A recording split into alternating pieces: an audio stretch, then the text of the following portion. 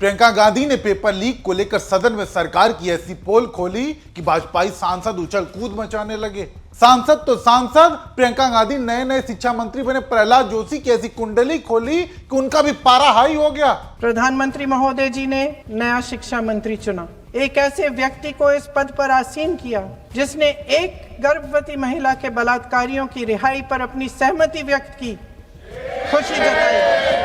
प्रियंका गांधी ने जैसे ही नए शिक्षा मंत्री की घटिया सोच देश के सामने रखी, वैसे ही शिक्षा मंत्री तिलमिला उठे। हालात ये हो गए कि वो अपने ही बयानों से मुकरने लगे और तो और हंगामा खड़ा करते हुए माफी की मांग करने लगे। प्रियंका जी को ऑथेंटिक करना चाहिए, ऑथेंटिकेट करना चाहिए।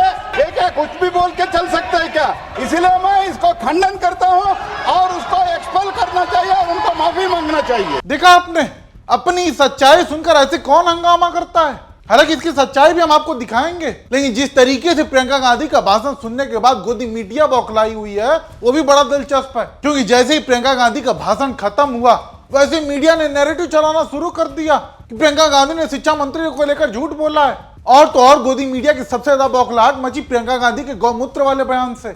इस नई कमेटी में तो एक एक्स आईबी चीफ, फिर चिल्लाएंगे, एक एक्स आईबी चीफ, एक आईटी कंपनी के मालिक और एक गौमूत्र के विशेषज्ञ भी हैं।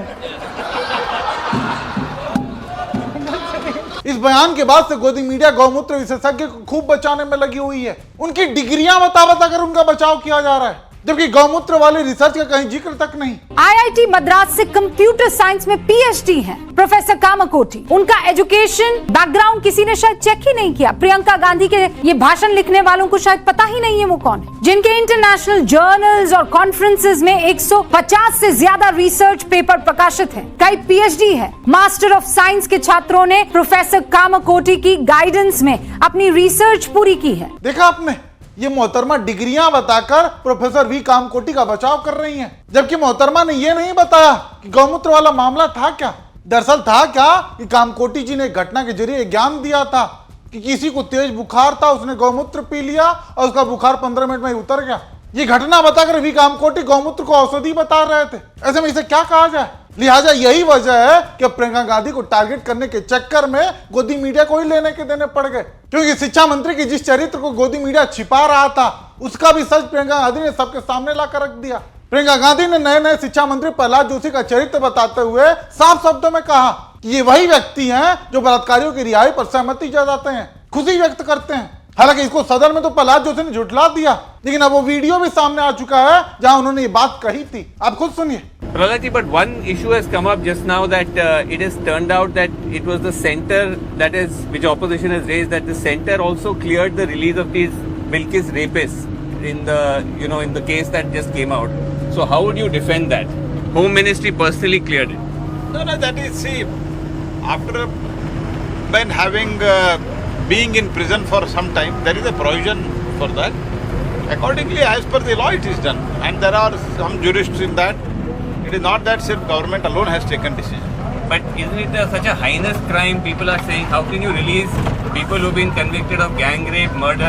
A child was also murdered. After having been in the prison for quite some time, if their behavior on that, there are so many incidents. I don't want to go into detail now. But do you personally feel it was okay that they were released? Or do you I have object to said no. When the government and the concerned people have taken decision, I don't want to make any comment on that, and I don't find anything wrong in that because it is done as per the process of the law.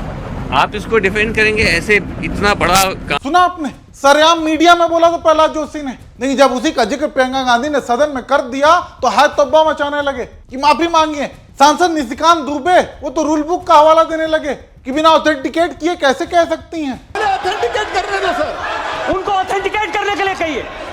इस व्यक्ति के मुताबिक rule book केवल विपक्षी सांसदों के लिए लागू होती है, क्योंकि इसी निशिकांत दुबे ने संसद में किताब पढ़कर नेहरू जी को अयास तक कहा था। तब कहां गए थे नियम? तब तो बोलने के बाद कहता है कि हाँ मैं ऑथेंटिकेट कर सकता हूं। मैं नेहरू जी के बारे में जो बात कहा है मैंने सर, मैं उस पर कायम हूं और मैं किताब जो है ऑथेंटिकेट करने के लिए तैयार हूं। अयास थे नेहरू, अयास थे। सुना आपने, पहले बोल लिया फिर कह रहे हैं कि ऑथेंटिकेट कर सकता हूं। और यही बात प्रियंका गांधी ने भी कही कि मैं भी अपनी कई बातों को ऑथेंटिकेट करूंगी। मैंने कुछ गलत नहीं बोला है। सच्चाई के लिए अगर वो सजा देना चाहते हैं दे, मैं तो सच बोलूंगी। आपने देखे हैं, पूरे वीडियोस हैं। और सिर्फ ये नहीं, एक वो मैंगलोर में जो पिटाई हुई थी लड़कियों की पब में, उस आदमी को बीजेपी में किसने ज्वाइन कराया? प्रहलाद जोशी जी ने। उसके बाद 5 घंटे बाद या जो भी है उनको निकाला, लेकिन ज्वाइन कराने की फोटो भी है उनकी। तो उनका एक इंसिडेंट नहीं है ना, उनकी एटीट्यूड है महिलाओं के प्रति, उनकी एटीट्यूड है। सुना आपने? सच बोलने के लिए जो सजा देनी है दे, मैं तो सच बोलूंगी और सच बोला भी। प्रहलाद जोशी का वो वीडियो हमने भी आपको दिखाया जो गोदी मीडिया दिखाने से बच रहा है, जिसमें साफ साफ प्रहलाद जोशी ने अपनी घटिया सोच का प्रदर्शन किया है। खैर, जिस तरीके से गोदी मीडिया अभी प्रियंका गांधी से चिढ़ा हुआ है वो कहीं न कहीं इनका बनता भी है, क्योंकि कुछ दिन पहले ही प्रियंका गांधी ने गोदी मीडिया की तगड़ी क्लास लगाई थी। आईना दिखाते हुए साफ शब्दों में कहा था कि तुम लोगों में सरकार के मंत्रियों से सवाल पूछने की हिम्मत नहीं होती और विपक्ष से आकर भाजपाई एजेंडा वाले सवाल पूछते हो। अब से ऐसे सवालों का बिल्कुल भी जवाब नहीं मिलेगा। अब से वो सवाल मैं उन सवालों का जवाब दूंगी जो रेलेवेंट सवाल हैं, ठीक है? आप इस सरकार के जाल में फंसे हुए हैं, आप हमेशा वही पूछते हैं जो ये सरकार पूछवाना चाहती है। तगड़े तरीके से गोदी मीडिया पर बरसी थी प्रियंका गांधी, लिहाजा आज कहीं न कहीं ये भी वजह है गोदी मीडिया के तिलमिलाहट की। खैर, ये लोग कितना ही प्रोपेगेंडा क्यों न चला लें, अब इनकी सच्चाई बच्चा बच्चा जानता है और इसका नमूना जेएनजी के आंदोलन में साफ देखने को मिला। बाकी इस पूरे घटनाक्रम पर आप दर्शकों की क्या राय है, आप भी कमेंट के जरिए जरूर बताइएगा।